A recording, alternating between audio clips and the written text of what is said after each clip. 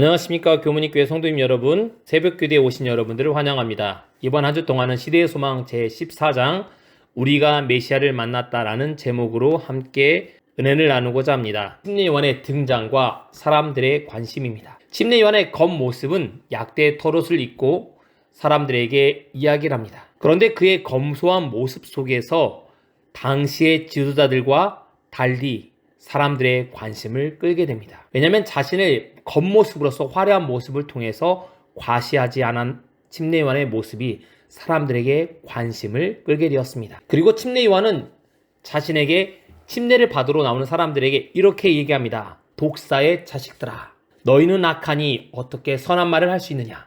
당시 사람들에게는 충격적이었습니다. 나쁜 충격이 아니라 좋은 충격이었습니다.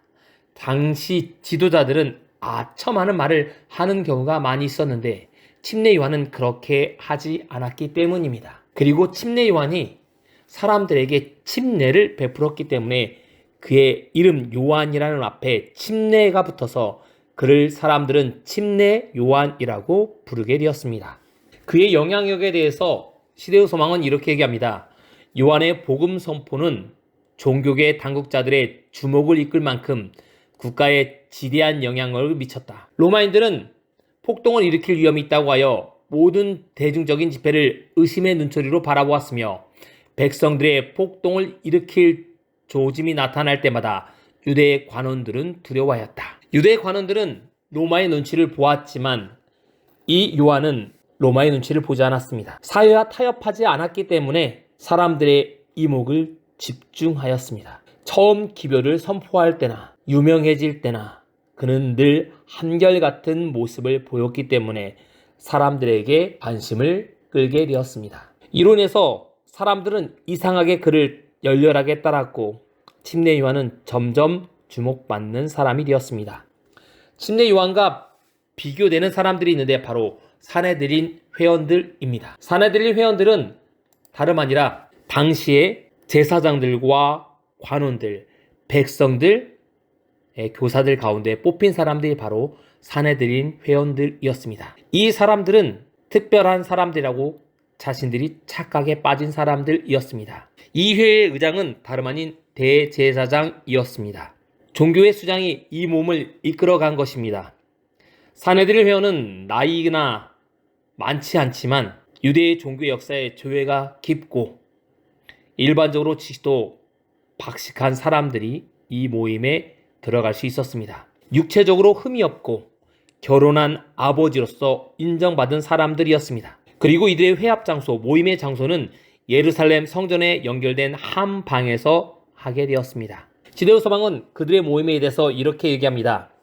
유대 나라가 독립국가였을 때 산헤드린은 국가의 최고의 법정으로서 사회와 교회에 대한 권위를 겸유하고 있었다. 지금은 비록 로마 총독에 예속되어 있었지만 산헤드린은 민사와 종교적인 문제에 여전히 강력한 영향력을 행사하였다. 로마의 눈치를 지금은 현재는 보고 있지만 그들은 여전히 사람들에게 어마어마한 영향력을 미치고 있었습니다. 이런 인물들과 바로 침례요한이 비교의 대상이 된 것입니다. 산헤드린은 자신들의 위치가 불안하게 되었습니다. 로마의 눈치를 보아야 하는 자신들과 달리 전혀 로마의 눈치를 보지 않는 침례요한에게 사람들의 이목이 집중된 것입니다. 그러자 침례요한에 대한 조사를 그들이 하기 시작합니다.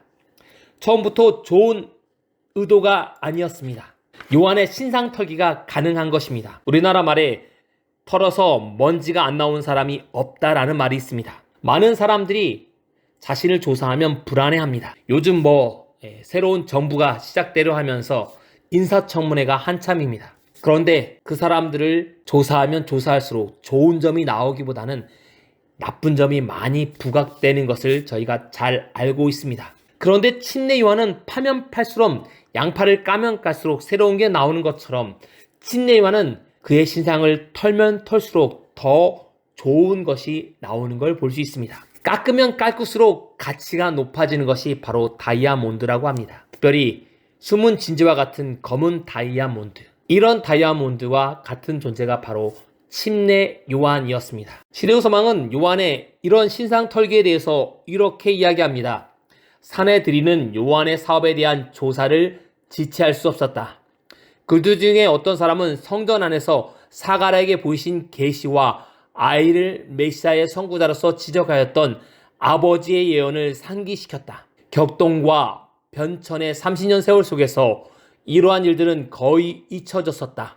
이러한 사실들이 요한의 전도에 관한 사람들의 소동으로 말미암아 지금 그들의 마음에 떠올랐다. 요한을 팠더니 바로 잊어버렸던 30년 전의 일이 기억난 것입니다. 이스라엘은 지금까지 오랫동안 500년이 넘는 기간 동안 그들에게는 선지자가 없었습니다. 그들에게 개혁할 마음도 없었습니다.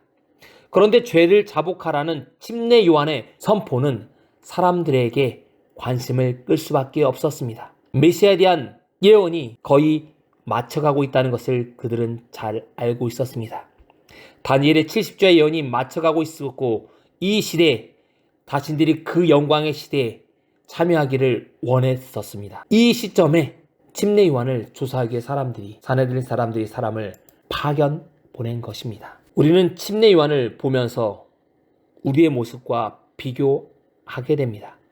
세상 사람들은 제7일 안식일 예수 재림 교인들을 다르게 봅니다. 우리를 자신들과 다르다고 여겨서 우리를 과거에 안식 교인이라고 불렀습니다. 그 이유는 우리가 자신들보다 더 나은 신앙을 하고 있다고 여기기 때문입니다. 저도 어릴 때 보면 친구들과 같은 말을 해도 제가 험한 말을 하면 친구들이 저에게 이렇게 이야기합니다. 교회 다니는 아이가 왜 그러냐? 본인들도 개신교회 다니고 천주교회 다니는데 저를 자신들보다 더 특별한 존재로 여긴 것입니다. 우리는 특별한 사람들입니다. 세상의 사람들이 우리를 특별하게 보고 있습니다. 오늘 우리들은 침례 요한과 같은 사람들이 되어야 합니다. 사람들의 이목이 우리들에게 집중됩니다. 그렇기 때문에 우리는 재림 교인으로서 올바른 삶을 오늘 사시는 저와 교문님교회 모든 성도님들 되시기를 바라면서 말씀을 마치겠습니다. 오늘 함께 기도할 기도 제목을 말씀드리겠습니다. 첫 번째, 교회 환우들을 위해서 기도해 주시기 바랍니다. 두 번째, 학생반 강호연, 고건, 고명진, 김도연을 위해서 기도해 주시기 바랍니다. 세 번째, 코로나19에 이제 회복되었고 이제 일상으로 돌아가는 과정이 있습니다. 이런 과정 속에서 우리 교회에도 코로나 환자들이 있는데 코로나 환자들이 발생하지 않도록 그리고 특별히 걸리신 분들이 빨리 회복될 수 있도록 기도해 주시기 바랍니다. 그리고 우크라이나의 전쟁의 빠른 종식을 위해서 기도해 주시기 바랍니다. 그리고 개인이 가진 기도 제목을 있다면 그 기도 제목으로 음악이 마칠 때까지 기도하는 시간을 갖도록 하겠습니다.